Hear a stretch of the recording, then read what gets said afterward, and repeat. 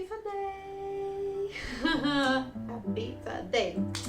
So, once I'm here, once I'm alone, once I'm sitting on the floor, it just reminds me actually about one of the stories of my life. This is the story of a girl.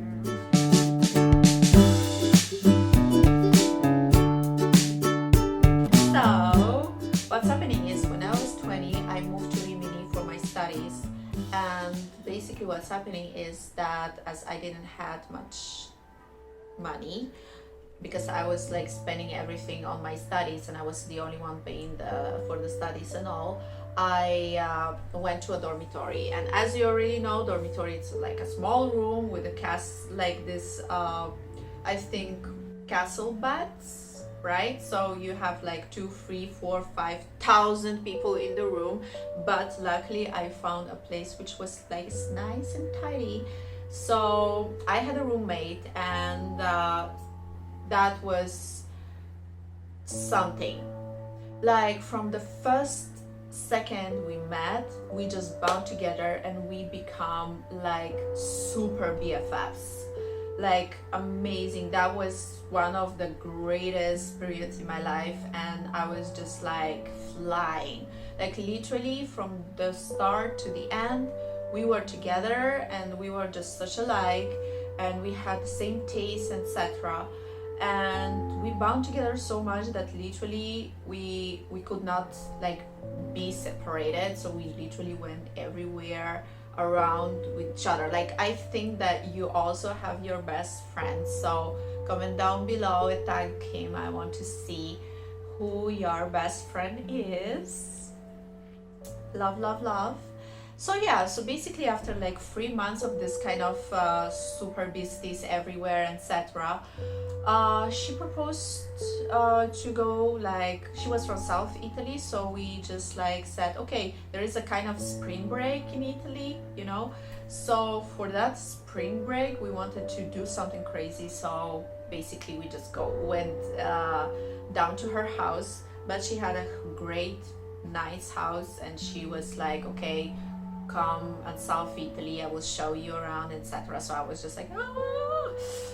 So we take a train, we spent like 5 hours in the train, which is a lot for Italy, and basically we would just like we went to the house, and her parents were such a great people. They were so welcoming and such a sweethearts.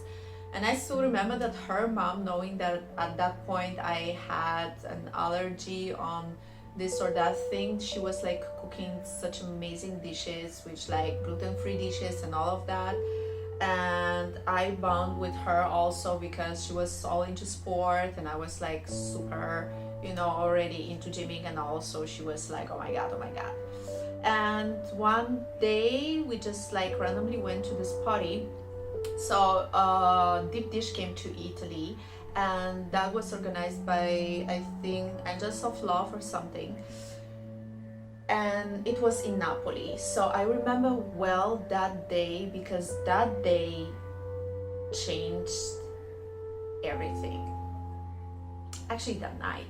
So what's happening is that Ale, her name was Ale, she was like a living doll, okay? Like take a Kim Kardashian like body, and just without the surgeries, okay? Naturally, Kim Kardashian's body, naturally, like she was a living doll, and she was like having this beautiful doll face, and she had a huge amount of hair, and she had curly hair, which I haven't like ever seen around. So that was just like, oh, you have a curly hair.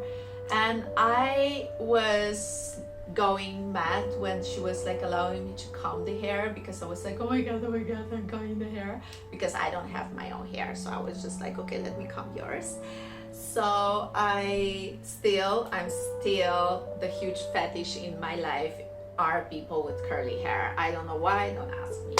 So what's happening is, turning back to the story of the Deep Dish in the discotheque, we went to the party. Obviously we spent all the money that we had. I spent the rest of the money that I had, but we wanted to go to that party, so that was cool. And we go to the party, and basically amazing music, and till now I remember the gig of Deep Dish as the best gig in my fucking life that I attended. So what's happening is that we are going to the club, everything is fine, everything is nice, and some of the guys just join into the place that we were like dancing. I was not a DJ at that time. I was already dating a DJ, but I was not a DJ. I will tell you later all the story about how I became a DJ and everything. So basically what's happening is that some guys just joined, and I just saw the scene in which she like crossed her like looks with this guy, and I think that it was love at first sight, because after that basically she abandoned me in the club, and I was like, wait, where is she? And I spent like half an hour to search for her, but she just like went apart with him, and they were dancing, etc. And that was like a little bit underwhelming, because before we were like 24 hours together, and I was just like, yay! Not that I was dependent on her, but I just literally like her a lot as a person. So once this happened, I just had this gut feeling at the point that something is wrong with this guy. Not that I was jealous, maybe, but I just had this gut feeling that something is wrong about him. So I was just like, okay. And it was strange because we had the similar like thoughts about guys at that point, and we liked like these tall guys with, you know, with beard and like nice long hair and whatever. And at that point there was not such a huge thing to have long hair and beard in the guys, but we had that kind of stuff, so whatever. And this guy was short, plump and bold. Nothing against these guys, but like I'm like, you like guys who are models, and then this. Okay, not body shaming anyone, but it's just like you're saying that I love Brad Pitt, and then you just, I don't know, finish to kiss the bread. Not shaming anyone, not shaming anyone. I love you all. So after the spring break, what we do, we just come back. I found my new work, and then after that, I don't know, 1 month goes by, and I seen the person suddenly switch off. Literally, whenever I was talking with her, she was like not responding. She was always on her cell phone, and she was always in her world, kind of something like that. And I was like super suspicious about it, but then I just didn't want to push her. So one day, after this month of this like strange behavior of hers, I just opened the door of the room, of our room, and I find the same guy from that club gig literally in front of me in my towel, half naked. I'm like, what in the actual fuck is going on? And how come you are using my stuff without even asking me? Because basically what's happening is that I, obviously in dormitory, what you do is just like you store your stuff like in one place, so everybody knows that this is yours, right? That's it.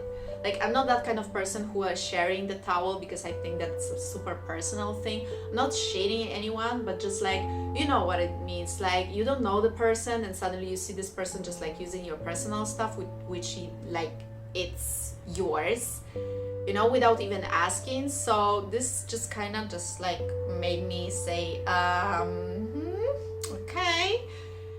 I said, okay, nice to meet you, I'm Olly.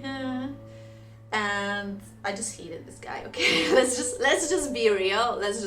And I was right. At the end of the story, I was right. Listen up for this. So basically what's happening is, after that,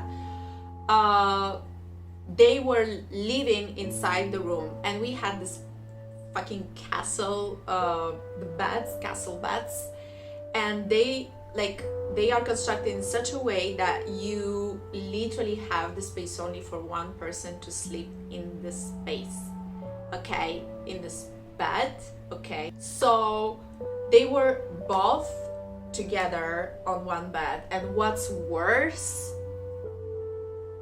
they were doing things, you know what I mean. I'm not against intimacy between two people, as long as it's as long as it's, you know, it's okay for both the parts, and as long as it's protected, please do it, but not in front of me. So it was like, I literally, like, imagine wake up to someone literally fucking next to you, and that made me feel like, you know, I was tossing and turning, and then I was like listening if they continue to moan. So then I was tossing from one side, and I was like, and I was like looking, saying like, I have to go to the work, motherfucker. So that was stressful, okay? That was stressful. Okay. Like this for 1 month straight. Literally, I had no life, I had no personal life. And then after this month in which like they were doing things like closing randomly the door on the lock, okay, you want your privacy, you want your intimacy and whatever it is, cool, but don't lock me out while I'm coming back from work at 9 p.m. because fuck, it's scary. Okay, so, and she didn't address the situation even once. So at one point I just like exploded and said, okay girl, you know what, I cannot live like this. So you have to just choose what you want to do in your life, because one thing that before happened during all of that thing, I never asked what he's doing for work, how he maintained himself in the new city without any kind of evidence of work, etc. Because every time that I was coming and going from school to work, etc., I was passing by this dormitory and I never seen him like working or absent from the room. And then obviously I just discovered that there was some drugs inside like the cupboard of hers. And I didn't want to address the situation because obviously everyone has their own way to live. But I was like,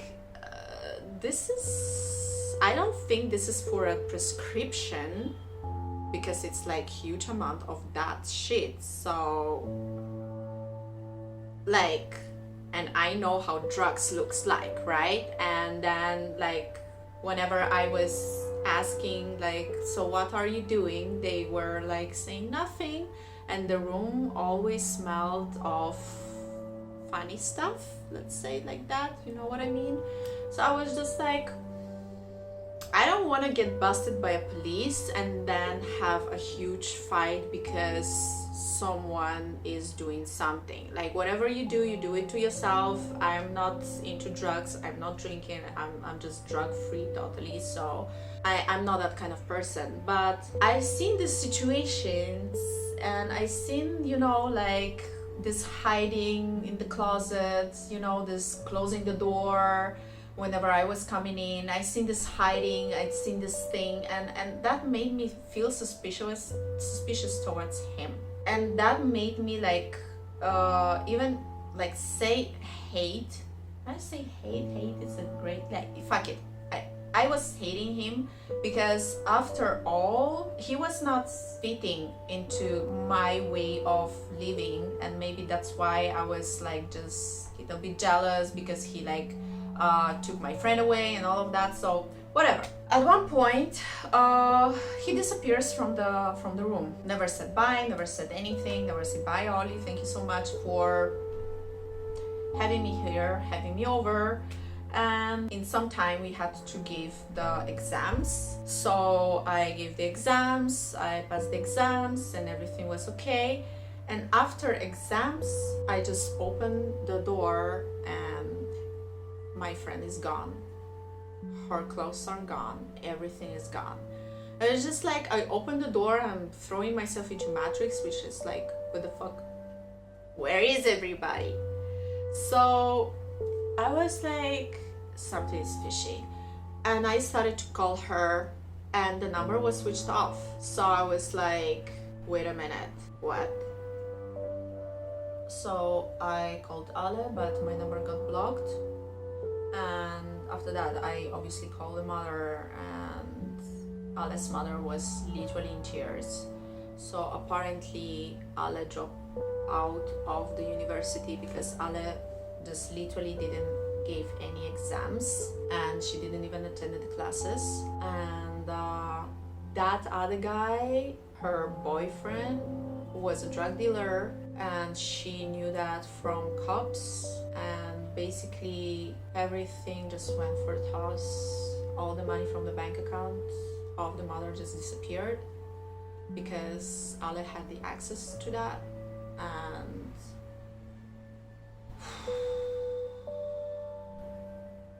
that was literally one hell of a shit show, because we were trying to track Ale, we were trying to like reach out to her, but she didn't want to listen.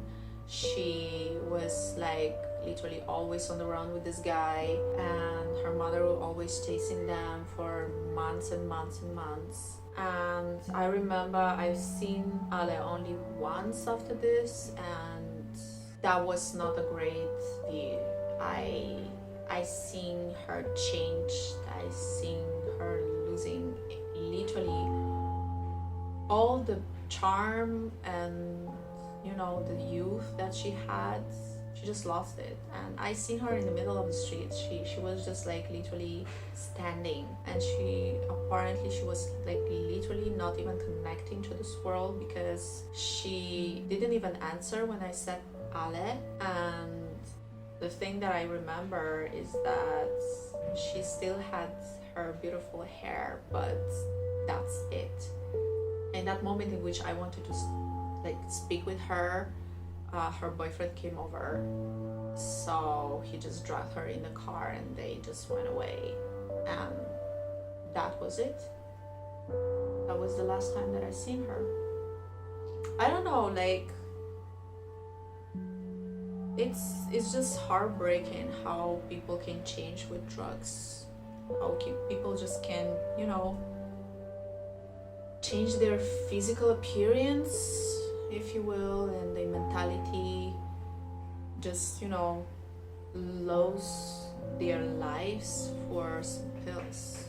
So I think that the lesson that you have to learn here is that don't waste your life for something that it's not worth it. And I think that something that might finish your life for a stupid reason is something that you cannot just, you know, take for granted. So I hope you didn't got too depressed with this one. I promise enough of depressing topics. From now on, only positivity. But just to let you know that not every story in our lives will be positive, and not everyone will be happy or have a happy ending. So if you have any questions, put them down below. I'm gonna reply to it. Ring the bell for tomorrow, and also subscribe if you will, because tomorrow we are gonna have an amazing topic of how did I become a DJ. Okay, so stay tuned on my channel. Kisses, hugs.